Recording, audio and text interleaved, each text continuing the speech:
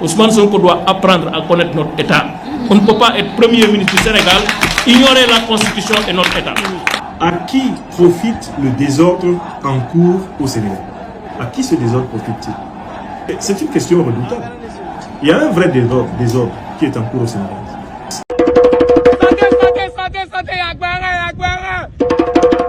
Messieurs, soyez les bienvenus.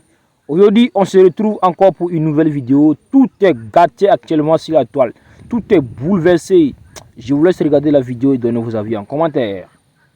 Ousmane Sonko doit apprendre à connaître notre État. On ne peut pas être Premier ministre du Sénégal, ignorer la Constitution et notre État. À qui profite le désordre en cours au Sénégal? À qui ce désordre profite-t-il? C'est une question redoutable. Il y a un vrai désordre qui est en cours au Sénégal. Il se traduit par la cacophonie à la tête de l'exécutif sénégalais. Bassirou Diomaye Diakhar Faye devra être traité pire que Macky Sall. Il devrait être traité pire que Macky Sall. La communication gouvernementale, qui est chaotique, c'est une catastrophe. Bassirou Diomaye Diakhar Faye. Manifestement, le divorce politique est consommé entre vous et votre Premier ministre, Ousmane Sonko. Et vous allez devoir vous séparer. Le Sénégal retient son souffle. La tension monte de toutes parts. Les panafricanistes, hier en liesse après la chute du régime jugé pro-français de Macky Sall, déchantent brutalement. Car derrière l'espoir incarné par le nouveau pouvoir se cacherait une réalité bien plus sombre. À son arrivée à la tête du pays, Bassirou Diomaye Faye portait pourtant les mêmes ambitions, la même stratégie, la même soif de souveraineté, et menait le même combat panafricain que Ousmane Sonko. Mais depuis son accession au pouvoir, tout semble avoir basculé. Sa visite auprès de Alassane Dramane Ouattara et de Emmanuel Macron marque, aux yeux de nombreux observateurs, un tournant décisif. Sa trajectoire aurait changé. Aujourd'hui, Ousmane Sonko apparaît comme le dernier à porter seul la flamme du combat initial. Le Sénégal tremble. Le peuple crie à la trahison. Les analystes politiques s'alarment, s'indignent et appellent à un sursaut, à un retour à la raison. Mais tout semble déjà en place pour écarter Sonko et ouvrir la voie à une orientation perçue comme néocoloniale. En coulisses, une coalition politique est déjà prête. Deux hommes politiques, autrefois unis comme des frères, se retrouvent désormais face à face, piégés au carrefour des intérêts personnels et des ambitions divergentes. La rupture semble désormais inévitable entre Bassirou Diomaye Faye et Ousmane Sonko. À qui profite le désordre en cours au Sénégal? À qui ce désordre profite-t-il? C'est une question redoutable. Il y a un vrai désordre qui est en cours au Sénégal. Il se traduit par la cacophonie à la tête de l'exécutif sénégalais. On a d'un côté le président de la République du Sénégal, son Excellence Bassirou Diomaye Diakhar Faye, dont tout le monde sait qu'il doit son élection à la présidence de la République du Sénégal au fait que son principal allié et actuel Premier ministre, Ousmane Sonko, président du parti PASTEF, eh bien, lui a cédé sa place de candidat naturel de PASTEF à l'élection présidentielle. Les circonstances dans lesquelles Sonko a cédé à Diomaye, le strapontin de candidat de PASTEF, seront un jour éclairées. Mais on sait d'emblée que cela a été à l'issue de tractations dans lesquelles l'élite néocolonisée du Sénégal et les néocolonialistes français en particulier ont joué un rôle certain. Car l'élite néocolonisée du Sénégal, qui appartenait tout naturellement au régime de Macky Sall, d'Abdoulaye Wade, au régime d'Abdou Diouf, comme au régime de Léopold Sédar Senghor, ne veut pas, n'a jamais voulu d'Ousmane Sonko, le fils de la Casamance, venu de Ziguinchor, comme président de la République du Sénégal. Ça, c'est une vérité. Cette élite néocolonisée, sortie de la cuisse du colonialisme français, ne veut pas de Sonko. Elle ne veut pas de Sonko, non pas simplement parce qu'il vient de la Casamance, qui est, on le sait, une terre d'insurrection, de résistance et même de révolte. Mais on ne veut pas de Sonko parce que Sonko a adopté, pendant sa période de construction du mouvement de l'opposition sénégalaise PASTEF, il a adopté du fond du cœur l'idéologie panafricaniste et en a assumé quelques accents les plus profonds et les plus nets. Ça, c'est le deuxième péché. L'élite néocolonisée sénégalaise et les néocolonialistes français reprochent ad vitam aeternam à Sonko Ousmane. Troisième péché, pour lequel ils n'ont pas voulu que Sonko, qui était pourtant le candidat naturel et qui aurait gagné sans débat l'élection présidentielle contre le candidat du parti de Macky Sall. La troisième raison, c'est la liberté de ton d'Ousmane Sonko. Ousmane Sonko, certes, qui a mis beaucoup d'eau dans son vin pour s'adapter à l'art de gouverner d'une certaine façon ces dernières années à la tête du Sénégal, est connu pour ne pas avoir sa langue dans sa poche. C'est l'homme d'un discours clair qui, jusqu'aujourd'hui, est considéré comme l'un de ses plus beaux discours. Ousmane Sonko, le discours du cou et du genou. Vous vous souvenez de ce discours? Il est temps que la France ôte son genou de notre cou. Un discours comme cela, avec les néocolonialistes français, tu prononces cela une seule fois et tu es dans la liste rouge pour toujours. Je me suis souvent efforcé, moi qui suis citoyen français depuis 2002, je me suis souvent efforcé d'expliquer aux dirigeants africains, aux opposants africains, aux Africains en général, la psychologie des néocolonialistes français, que je connais très bien. J'ai toujours dit avec eux, quand vous dites non, ça ne sert à rien de dire encore oui. Parce que pour eux, la seule fois que vous leur avez dit non, vous êtes inscrit dans une liste rouge. Ils ne vous pardonnent jamais d'avoir dit non une seule fois. Camarade Ousmane Sonko, il va falloir que vous nous expliquiez comment on vous a forcé à ne pas être candidat. Parce que vous aviez le droit d'être candidat. Comment avez-vous accepté de ne pas être candidat? Quelles sont les forces en présence qui vous ont contraint à ne pas être candidat? Pour moi, ce sont les néocolonialistes sénégalais, c'est-à-dire les caciques des régimes précédents. Ce sont les néocolonialistes français. Et ils ont choisi un cheval de Troie pour vous doubler. Ce cheval de Troie n'est ni plus ni moins que votre propre acolyte d'alors, l'actuel président du Sénégal, Bassirou Diomaye Diakhar Faye. Aujourd'hui, c'est clair pour tout le monde. Mes amis, mes frères et sœurs du mouvement PASTEF qui m'ont couvert d'insultes pendant 2 ans, parce que je disais que cette affaire ne tiendrait pas debout, puisque je disais qu'il fallait qu'on sache pourquoi Sonko a été empêché d'être candidat, sont obligés aujourd'hui de corroborer toutes les analyses que j'avais faites, en disant qu'il y avait un tricéphalisme à la tête du Sénégal. Pas seulement un bicéphalisme, mais un tricéphalisme. Bassirou Diomaye Diakhar Faye, qu'on le veuille ou non, a été promu par les néocolonialistes, les néocolonisés sénégalais et les néocolonialistes français pour contrer Ousmane Sonko. Pour empêcher que Sonko n'exerce la plénitude du pouvoir. Car quand ils ont lu le programme de PASTEF, et je demande à n'importe qui d'aller lire le programme de PASTEF, le programme du parti PASTEF là, mais c'est le programme qui est en train d'être mis en œuvre dans l'Alliance des États du Sahel. Et c'est le programme que le gouvernement PASTEF ne met pas en œuvre. Parce que c'est un gouvernement qui est partagé avec les forces néocolonialistes sénégalaises et de la France-Afrique. C'est-à-dire qu'on est dans une incongruité où PASTEF est au pouvoir. Le président de la République du Sénégal est un membre de PASTEF. Le premier ministre de la République du Sénégal est le président de PASTEF. Mais ce n'est pas le programme de PASTEF qui s'applique. C'est un programme macky-sallien. C'est un programme wadien. Un programme Abdou Dioufien. C'est un programme senghorien qui s'applique. C'est-à-dire qu'on continue à gouverner le Sénégal comme si une révolution n'était pas passée par là.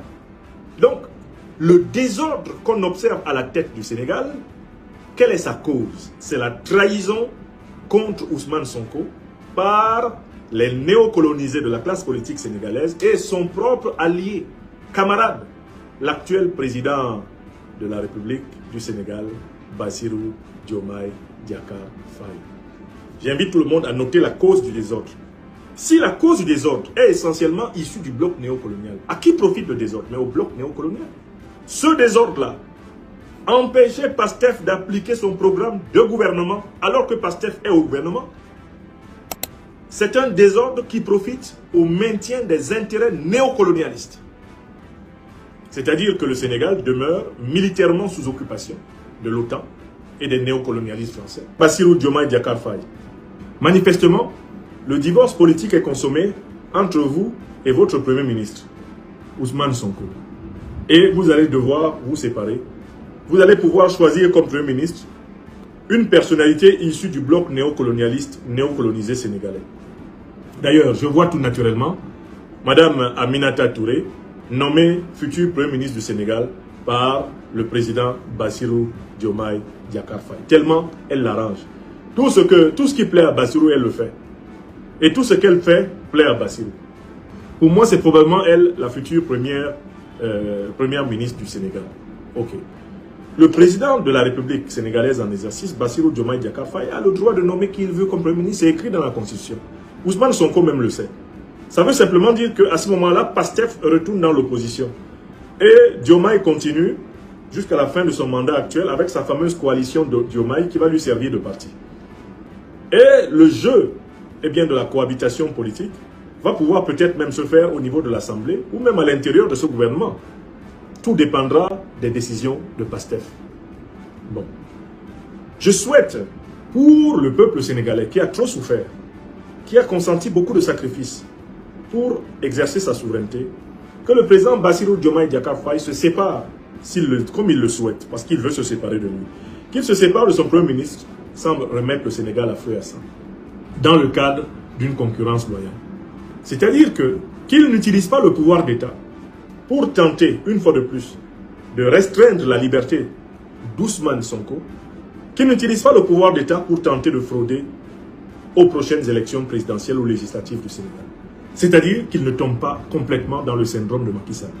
Le président Bassirou Diomaye Diakhar Faye a la responsabilité de la vie de tout le peuple du Sénégal. Si lui aussi conduit le Sénégal à des situations où il y a des échauffourées, où notre peuple africain du Sénégal doit mourir, Bassirou Diomaye Diakhar Faye devra être traité pire que Macky Sall. Il devra être traité pire que Macky Sall. Parce que lui, il n'aura pas tiré les leçons des crimes de Macky Sall. Voilà pour ce qui est de la première recommandation. Que le président Bassirou Diomaye Diakhar Faye entre donc dans une concurrence loyale avec son ancien compagnon. Et le peuple sénégalais arbitrera entre les deux. Je ne crains pas de dire que pour l'instant, les données en ma possession me permettent de dire que s'il y a une élection présidentielle au Sénégal et que Bassirou Diomaye Diakhar Faye est le représentant du bloc néocolonialiste, Ousmane Sonko va gagner l'élection. Les déclarations du professeur Franklin Nyamsi s'inscrivent dans une lecture profondément critique de l'évolution actuelle du pouvoir sénégalais. Elles mettent en lumière une fracture politique qui, selon lui, n'est plus une simple divergence stratégique, mais une rupture idéologique majeure entre deux figures autrefois indissociables, Bassirou Diomaye Faye et Ousmane Sonko. Au cœur de son analyse, Nyamsi oppose deux trajectoires politiques désormais incompatibles. D'un côté, il présente Bassirou Diomaye Faye comme un dirigeant engagé dans une dynamique qu'il qualifie implicitement de « réajustement pro-français ». Cela signifie, dans son raisonnement, un retour progressif vers des compromis avec les intérêts occidentaux, notamment français, dans la gestion de l'État et des alliances stratégiques. Cette posture contraste fortement avec les attentes initiales des panafricanistes sénégalais, qui voyaient en lui un prolongement du combat souverainiste. De l'autre côté, Ousmane Sonko apparaît, dans ce discours, comme le véritable porteur de la ligne panafricaine. Il incarne une rupture assumée avec les logiques néocoloniales, une volonté de souveraineté économique, politique et monétaire, ainsi qu'un discours de résistance qui continue de séduire une large partie de la jeunesse et des masses populaires sénégalaises. Pour Nyamsi, cette fidélité idéologique fait de Sonko un candidat potentiellement plus solide en cas de confrontation électorale. Ce contraste alimente une tension politique explosive entre deux hommes qui, hier encore, formaient un duo soudé, presque fraternel. Leur alliance, construite autour du parti Pastef, avait incarné l'espoir d'un renouveau radical au Sénégal. Mais aujourd'hui, cette unité semble s'effriter sous le poids des ambitions, des choix stratégiques divergents et des pressions du pouvoir. La séparation, que Nyamsi considère comme inévitable, marque ainsi la fin d'un front politique qui avait mobilisé des millions de Sénégalais. L'hypothèse avancée d'un remplacement de Sonko par Aminata Touré renforce cette lecture. Elle symboliserait, selon lui, un basculement clair vers un camp plus conciliant avec les anciennes puissances d'influence, accentuant davantage la rupture avec la base militante de Pastef. Ce choix serait perçu comme une trahison par une partie de l'opinion, et pourrait accélérer la recomposition du paysage politique. Cependant, l'aspect le plus crucial du message de Nyamsi réside dans son avertissement. Il appelle à éviter une reproduction des dérives observées sous Macky Sall, notamment l'utilisation de l'appareil d'État pour écraser l'opposition, restreindre les libertés ou manipuler les processus électoraux.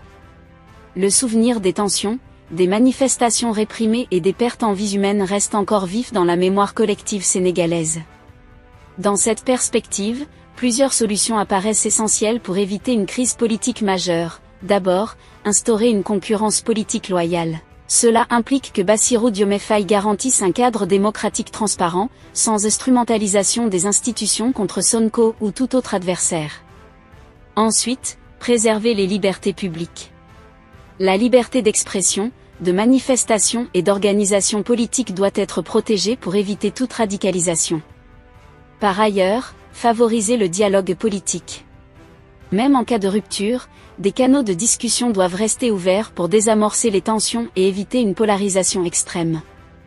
Enfin, laisser le peuple arbitrer souverainement. Cette sortie médiatique met en évidence un moment charnière pour le Sénégal.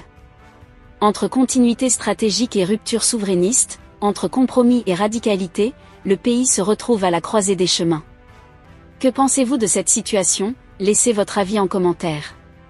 Si vous avez trouvé la vidéo intéressante, cliquez sur j'aime et partagez avec vos amis. Mais n'oubliez pas de vous abonner et de cliquer sur la cloche de notification pour ne pas rater mes prochaines vidéos.